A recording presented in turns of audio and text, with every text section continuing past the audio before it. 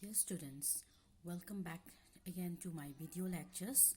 The topic that I am going to teach you today is combination of resistances, or simply you can say that combinations of resistors also. Here in your class 10 again, you had already studied about these combinations of resistance, and there are two modes of combinations. One is series combinations and another is parallel combinations. Now today I am going to take up series combinations of resistance. Here I am having three resistors R1, R2, R3 join in series. Series means one end of the conductor resistors should be connected to the other end of the resistors and so on. In this way, end-to-end connection is called the series combination.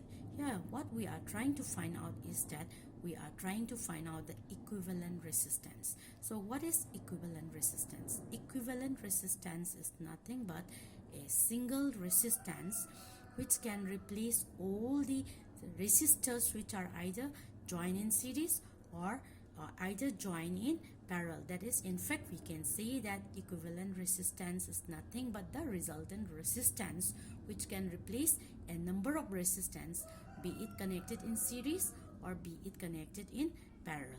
Now, in the series combination, let us try to find out the equivalent resistance.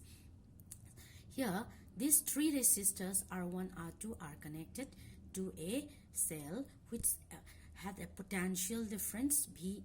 Okay, and from the positive terminal of the cell, you know that current I is going to flow from here, and as current flows from here, current will flow through R1, current will flow through R2, it will flow through R3, and finally it will reach the negative terminal of the cell. So one thing that you need to know in series combination is that current I is same for all resistors, same for all resistors, current I will be same. And another is that as from Ohm's law we had the potential drop V is equal to Ri.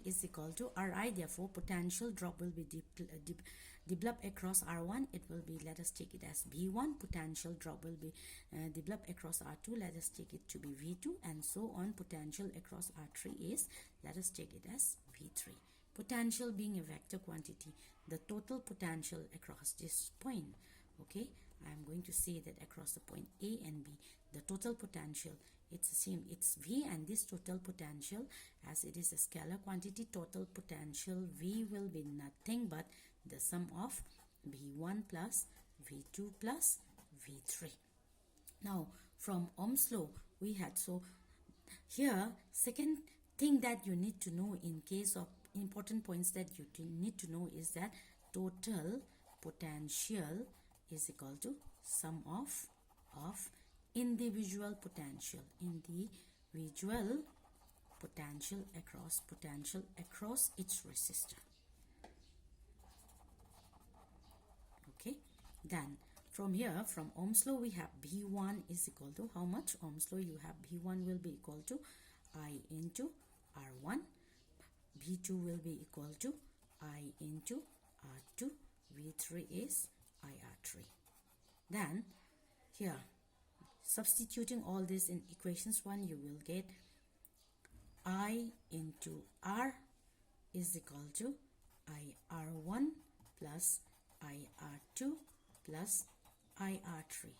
Here B is total potential, here R will be total resistance, but total resistance which can replace all the resistors, that we call it as equivalent resistance, and R will be simply equivalent resistance. So I am going to denote it by S. That is, RS is equivalent resistance for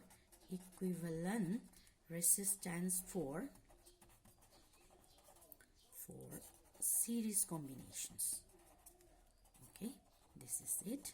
And then already you had studied this also in your class 10. Therefore this equation, each and every term of this equations is having I. Dividing both sides by I, we get RS is equal to R1 plus R2 plus R3.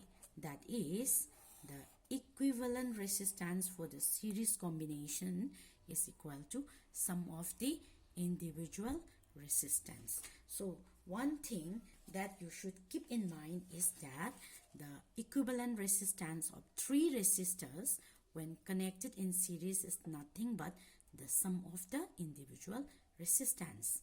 If there are n resistors, okay, let us take it as R1, R2, R3 and so on up to Rn, then your equivalent resistance will be nothing but R1 plus R2 plus and so on up to what? Rn. Okay, that means the equivalent resistance will be sum of the what? Individual resistance. If it is of n terms, n resistors are there, you have to sum up all the n resistors. So what does this law of resistance in series? Here one thing that you need to know, number one, what are the key areas that you need to keep in mind? That means what are the important point is that number one, in case of series combination, I is the same across each resistor. Number one, I is same across each resistor, each R. Then number two is that total potential will be sum of the potential across each resistors. Number three is that equivalent resistance. Number three is that equivalent resistance is sum of the individual resistance. And number four that you have to keep in mind is that this equivalent resistance is greater than the biggest resistance. Out of the three resistors, it is greater than the biggest resistance. Why? Because this is sum of what? Sum of the resistors. That means if you want to increase the resistance, then you have to connect these resistors in series. Now let's come to combinations of resistance. That is second combinations of resistance, that is parallel combination. Here in case of parallel combination, okay, parallel combinations of resistance, here parallel combination, I am having how many resistors again? R1, R2, R3 resistors. Connection is said to be parallel if one end of one resistor is connected to a common terminal. Here this terminal of R1 is connected to A, R2 is also connected to A, R3 is also connected to A, and the other opposite terminal is again connected to the same point. Then this combination is called parallel combinations. And across this terminal A and B, we connect it to an EMF source which maintains a potential V. So from here, what will happen here is that current I will start flowing, and you know that when it reaches the junction, the current will be divided into three branches according to the value of the resistance. I1, I2, I3. Here I1 is current flowing across R1, I2 across R2, I3 across R3. Now look, if R1 out of the three resistance, R1 is the smallest, then current I1 will be the largest. And again, if let us suppose that R3 is the largest resistance, then I3 current out of the three, I1, I2, I3. If R3 is the largest, then I3 will be the smallest current. This is what you need to know. Now, in case of parallel combinations, what are the things that you have to keep in mind? As all the three resistors are connected to the same terminal AB, all the three resistors will have the same potential. Same potential they will have. Potential difference they will have. Number two is that total current I will be equal to sum of all the individual current flowing through its resistor. Why? Because all this current at reaching A, it divides into three branches across three resistors, and again they will recombine again at B, and together they will flow towards the negative terminal. So total current is equal to sum of the individual current flowing through each of the resistors. Now from Ohm's law, we know that V is equal to IR.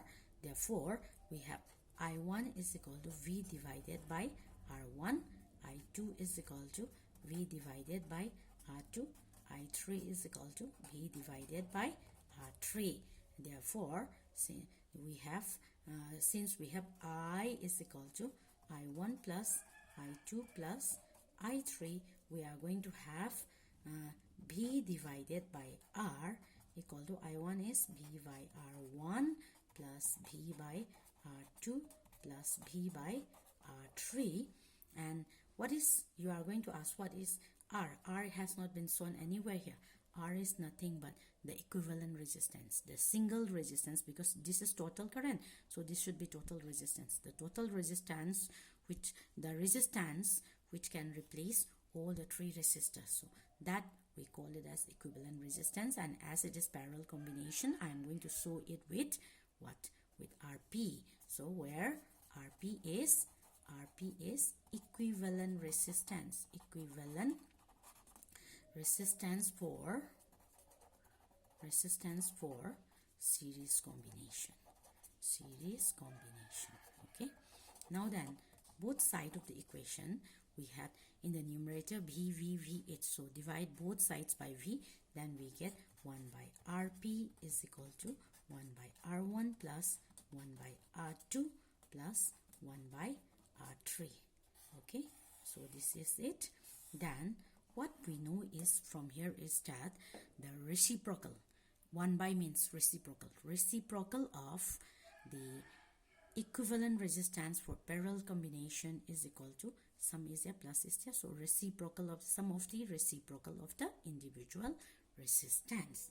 That means, what does this shows? This shows that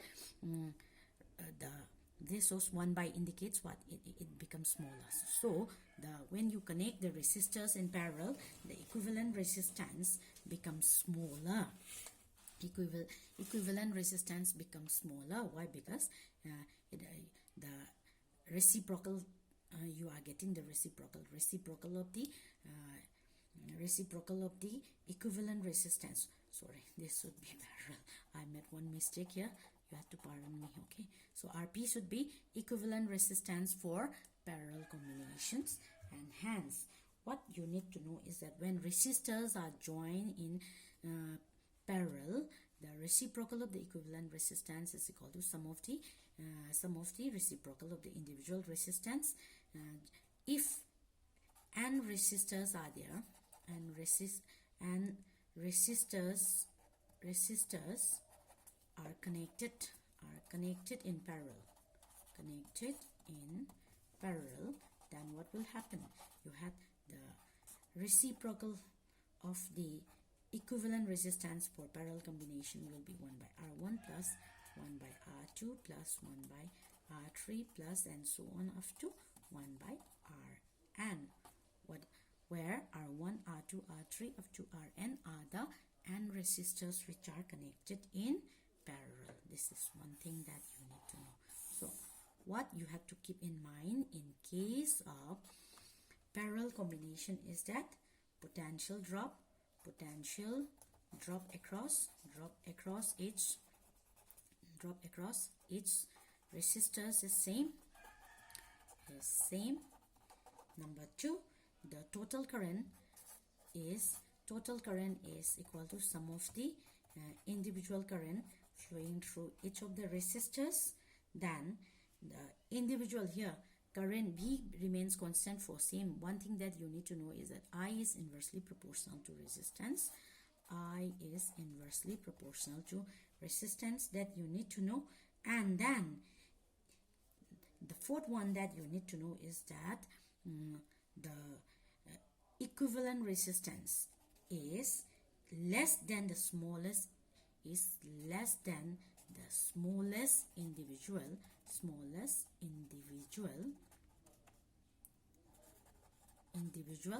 resistance.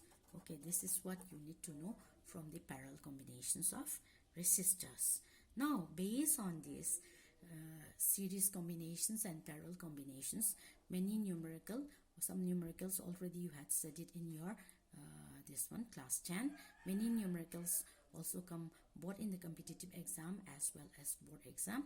Here I am citing one example, okay, and lots of examples are also there in your book, and you have to solve all this.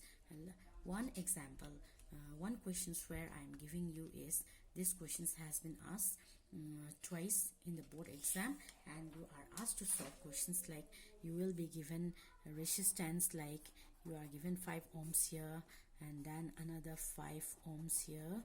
Okay, then you are given resistance here like this, resistance here. Okay, 5, 10 ohm, 10 ohm, 10 ohm, 10 ohm, 5 ohm. Then this has been connected to a cell having a potential of this, and you are asked to find out the current flowing through the emitter. This is the emitter. This is 10 volt being applied like that. This type of questions where find the current flowing through the emitter, this type of questions comes in the board exam. These questions came twice, okay, in the board exam. Besides this, lots of questions are there in your NCERT additionals exercise, like where you are asked to find out the equivalent resistance of this type of circuits. Okay, these types of circuits.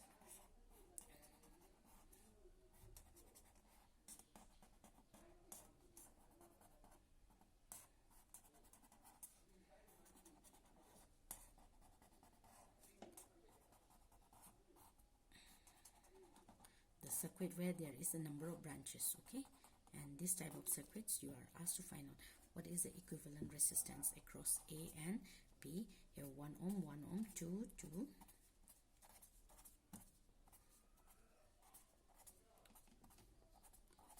like that you are asked to find out. So this type of question here, how to find out for this type, let me tell you. Besides this, there are others which has been given in your book.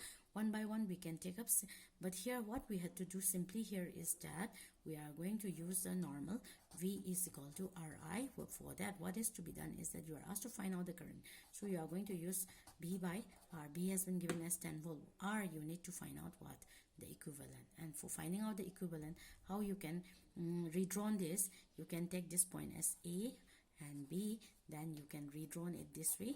This one is 5, then across this and this, across A and B, this can be taken as 10, another 10 like that, and then the same circuit diagram, this one and this one, you can redraw it as what, another 10, another 10 like that, and this one as 5, and then I think what is the combination here? There you will be having your 10 volt here. This is the emitter, and then you can find out 5, 10, 10, 10, 10, and 5. So you are going to solve it this way, that you are going to calculate this one, parallel combinations of this like that. This is series, so 10 plus 10 you will get like that. You are going to solve, find out the equivalent resistance, divide it to B, you will get the current flow shown by the ammeter like that. Here for also, you consider this as one loop.